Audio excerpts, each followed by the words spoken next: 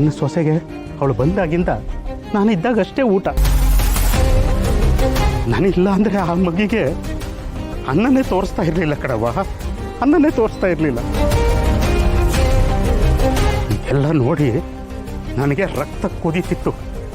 ಹೆಣ್ಣು ಮಕ್ಕಳ ಮೇಲೆ ಕೈ ಮಾಡಬಾರ್ದು ಅನ್ನೋ ಒಂದೇ ಒಂದು ಕಾರಣಕ್ಕೆ ಅವ್ರನ್ನ ಸುಮ್ಮನೆ ಬಿಟ್ಟಿದ್ದೀನಿ ಕಣವ್ವ, ಅವ್ರನ್ನ ಸುಮ್ಮನೆ ಬಿಟ್ಟಿದ್ದೀನಿ.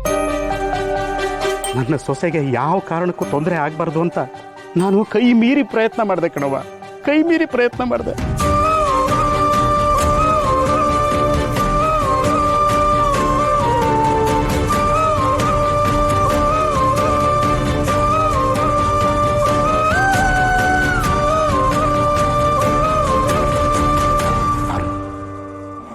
ನನ್ನ ಜೀವ ಹೋದ್ರೂ ಪರವಾಗಿಲ್ಲ, ಆದರೆ ನನ್ನ ಸೊಸೆಗೆ ನಾನು ಅನ್ಯಾಯ ಆಗೋದಕ್ಕೆ ಬಿಡೋದಿಲ್ಲ.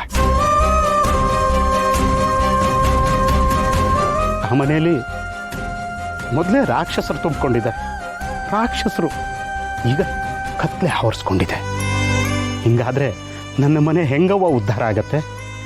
ಉದ್ಧಾರ ಆಗಲ್ಲ ಕಣವ್ವ, ಉದ್ಧಾರ ಆಗಲ್ಲ.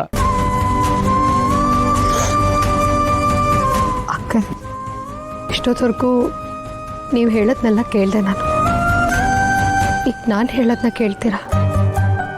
ನೀವೇ ಹೇಳ್ತೀರಾ ಮನೆ ಕತ್ಲಾಗಿದೆ, ಮನೆ ತುಂಬ ರಾಕ್ಷಸರು ತುಂಬಿಕೊಂಡಿದ್ದಾರೆ ಅಂತ. ಈಗ ನಮ್ಮ ಗುಂಡುನ ಮನೆ ಕರ್ಕೊಂಡು ಹೋಗಿ ಏನು ಮಾಡ್ತೀರಾ ಅಂಕಲ್? ನೋಡಿದ್ರೆ ನನ್ನ ಮನಸ್ಸಲ್ಲಿ ಬೇರೆ ಹುಡುಗಿನೇ ತುಂಬಿಕೊಂಡಿದ್ದಾಳೆ. ನಮ್ಮ ಗುಂಡು ಪಾಪ ಗಂಡ ಇದ್ದು ಇಲ್ಲದಿರೋ ಥರ ಆ ಮನೆಯಲ್ಲಿರ್ಬೇಕಾ ಅಂಕಲ್?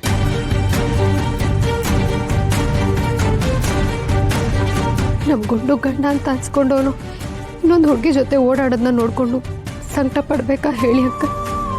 ಅಯ್ಯೋ ಪಾರು, ನಿನಗೆ ನಾನು ಹೆಂಗವ್ವ ಹೇಳಿ? ಆ ಪಾಪಿ ಸೀನಾ ಇಷ್ಟಪಟ್ಟಿರೋ ಪಿಂಕಿ ಒಳ್ಳೆಯವಳಲ್ಲ ಕಣಪ್ಪ, ಒಳ್ಳೆಯವಳಲ್ಲ. ನಾನೇ ನನ್ನ ಕಣ್ಣಾರೆ ನೋಡಿದ್ದೀನಿ. ನಾನೇನ್ ಸೀನನ್ ಲವ್ ಮಾಡಿ ಮೈ ಪಡ್ಕೊಂಡು ಗಾಯ ಮಾಡ್ಕೊಂಡು ಅವನ ಜೊತೆ ಮದುವೆ ಮಾಡ್ಸೋ ಅಂತ ಕೇಳಿದ್ನಾ? ನನಗೆ ಸೀನಾ ಮುಖ್ಯನೇ ಅಲ್ಲ, ನನಗೆ ಬೇಕಾಗಿರೋದು ಅವ್ರ ಅಪ್ಪನ ಆಸ್ತಿ.